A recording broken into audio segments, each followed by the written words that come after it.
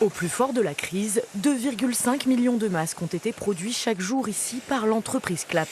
Mais depuis novembre dernier, sa chaîne de production est à l'arrêt. Il y a 2 semaines, l'entreprise est placée en redressement judiciaire. Car les commandes dégringolent depuis 2 ans, c'est ce que nous expliquait déjà la directrice en juin dernier. Il y a le secteur privé sur qui on espérait des commandes qui ne sont pas arrivées, typiquement dans le secteur de l'agroalimentaire, dans le secteur du pharmaceutique, dans le secteur de l'électronique, qui sont des secteurs d'activité où le masque est utilisé quotidiennement.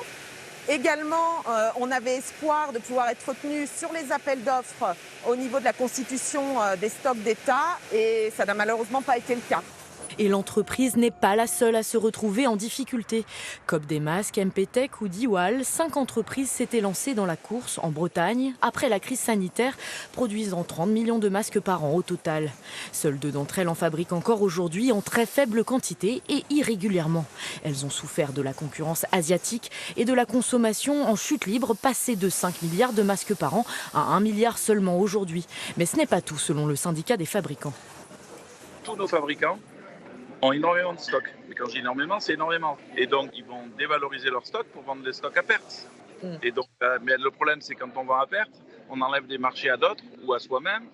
Et à un moment donné, à terme, de toute façon, ça ne marche pas. Et la faillite de la filière masque en Bretagne, c'est une perte de souveraineté pour la France, selon ce député qui en appelle à l'aide de l'État. Il y a peut-être des perspectives devant nous. Le ministère de la Défense va lancer une commande pour 50 millions de masques. J'espère qu'une partie pourra bénéficier à cette entreprise. Nous avons dans cette entreprise des ouvriers qualifiés.